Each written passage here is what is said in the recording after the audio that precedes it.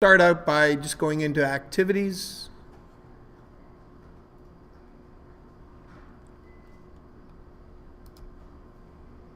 And then in class 10, we've got our assignment there, and we've got a before and an after. Two things have happened here. The picture itself has been repaired. There's a lot of dust, scratches, wear, and fold marks in the original. And they've all been repaired using tools in Photoshop, and with the addition that the subject was colorized. The colorization method, the repair and colorization method has been done here. This was a student sample. So I've provided you with this image. If you have a family heirloom image that's equally damaged like this, and you wish to repair that as a gift to your family archives, then please do so. You can bring that in and scan the image, or if you have a scanner at home, you can scan it there. And then you can execute a repair and tinting on that image. So I wanted to point out that just repairing the image and tinting it at one level is simply a technique. However, as a designer, there are a number of other factors that we should consider. First of all, the subject matter. Who is it? Boy, girl? In this case here, we have this young Asian child. At what time period was this taken? In what sort of location? Was this person rich? Or were they a poor peasant? Or is this person from China? Are they from Japan? And if so, what would the colors be here? What are the likely colors to be if we were to colorize it? How do we colorize it? What does hand tinting look like? These are the sorts of questions you should ask yourself as a designer, because it will drive choices that you make later on. So for instance, doing a little research on the history of hand-tinted images. In this case, we can see a modern digital version, and here we see traditional hand tinting. Was typically used in postcards to really spice them up. When people would travel, they'd buy these hand-tinted postcards. They're quite common. And then for family portraiture, they were done at a time, often by the photographers themselves, which means if the photographers were doing the hand tinting, there's a very good possibility that the colors they are using imply that that was the actual color of the material. Let's also look at the quality of the tinting. We're looking at very, very subtle washes of color. So low levels of saturation, as contrasted here, where we can see highly saturated, dense color. This is modern digital colorizing. This is more in tune with the genre of hand tinting. Washed out, faint sort of color.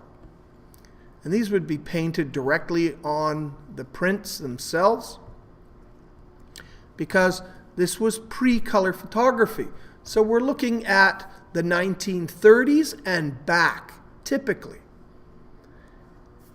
Now, that gives us more or less a time period. Now, there was still black and white photography around in the 60s. Color photography was becoming widely available for mass consumption. So in the 60s, we see black and white photography giving way to color photography. So we know that this photography was done no later than the 60s, but it's probably much older. How do I know this? Well, again, thinking like a designer, looking at the style of dress, looking at the child, I would guesstimate, having had 3 children, that this child's around 2 years of age, possibly younger. And looking at this style of dress, Um, this is pretty typical of how young children were dressed, not just in the East, but in the West. They would be given little smocks, often with decorative little bibs. In the West, it was typically lace.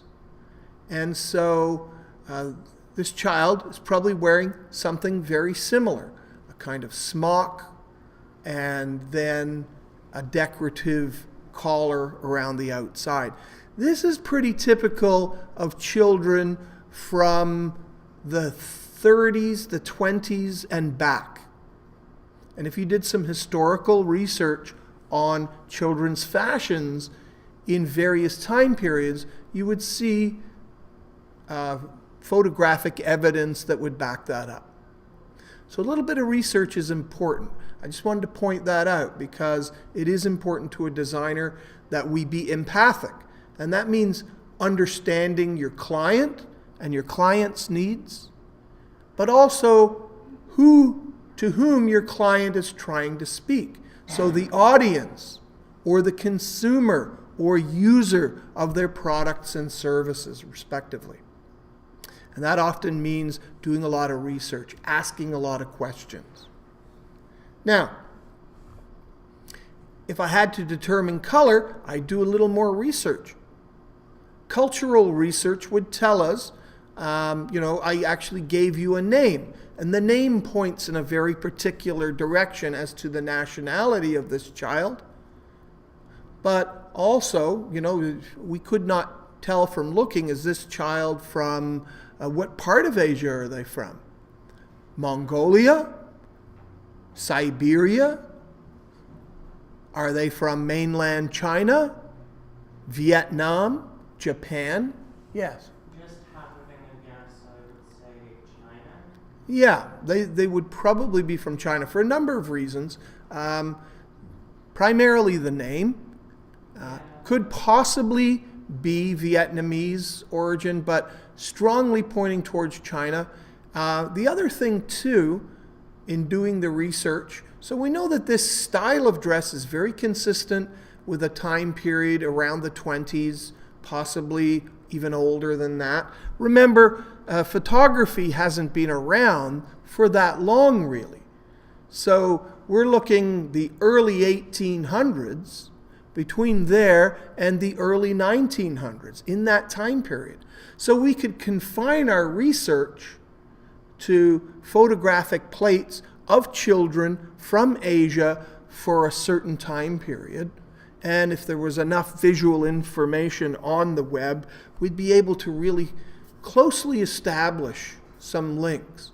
Now, culturally, if we find that this child is from mainland China, then this starts to point to certain colors that might be more obvious than others. Two colors that were very important to the Chinese were red and yellow. Now, yellow would have been used primarily by the imperial court. It was actually illegal for an ordinary person to wear yellow. That was reserved for the emperor and their dignitaries and family and so on. So it was off. It was really off grid for most people. However, red was also a very important color to the Chinese, and that was not off limits to most people. So if I were a betting man and I was to hazard a guess as to what color this was, I would say there's a strong possibility that it was red. But I wouldn't confine my search to that. I would actually do a refined search and look for samples of hand-tinted, historical hand-tinted images from China.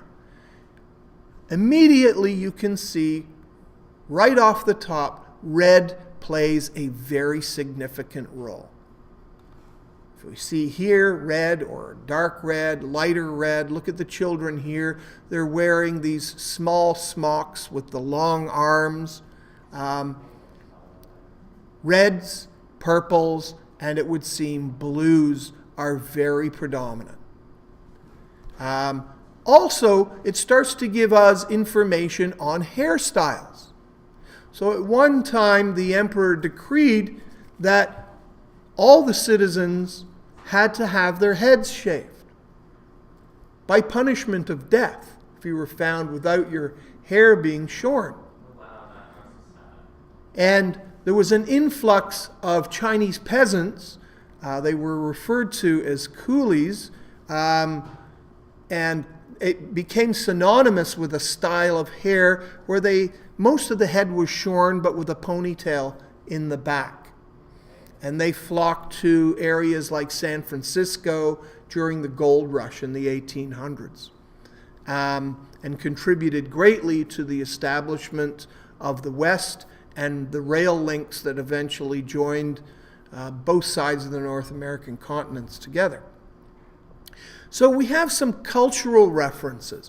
This could be helpful when we start considering this image and whether or not this is hair or some kind of cap, because that would drive our choices in terms of coloration.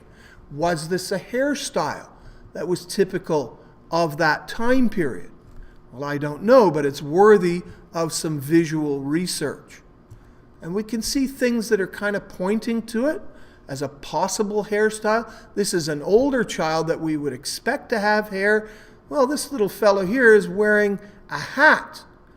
That child is potentially bald or may have a very slight crop of hair. But given the time period and the imperial decree to have the head shorn, we're seeing lots of examples where the children have their heads shaved partially or even completely shaved.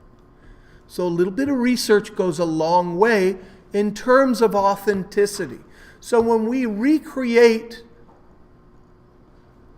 something from an age, we're not just fixing it, and we're not just slapping color on it, we're trying to be true or authentic to that genre of artistry that we refer to as hand-tinted photographs, but we also want to be culturally aware. What colors, if any, would that be? If this was a peasant child and this was shot in the home by a documentary photographer, chances are this chair material is bamboo. It is a readily available and fairly inexpensive material. A lot of chairs in peasant farms would be made from bamboo. If this was a child of the imperial court, it's quite possible these white areas might be yellow, this decorative of yellow and red, and that this wood here would be teak. You know, it was a hardwood, but it would only be for somebody of significant means. The fact that this person's being photographed indicates it's either a documentary photographer taking a picture of somebody in their local situation, or they've gone to a studio. Typically in this time period, people went to a salon to be photographed. And it would be completely staged, just like this, child leaning on a piece of furniture with a sort of generic backdrop. Sometimes these backdrops had very ornate paintings in them, and it would look like you were in a palatial estate. You know, there were various themes and backdrops that could be chosen from. Now, if we just continue, there we are for the research. I'm just going to wrap that up now.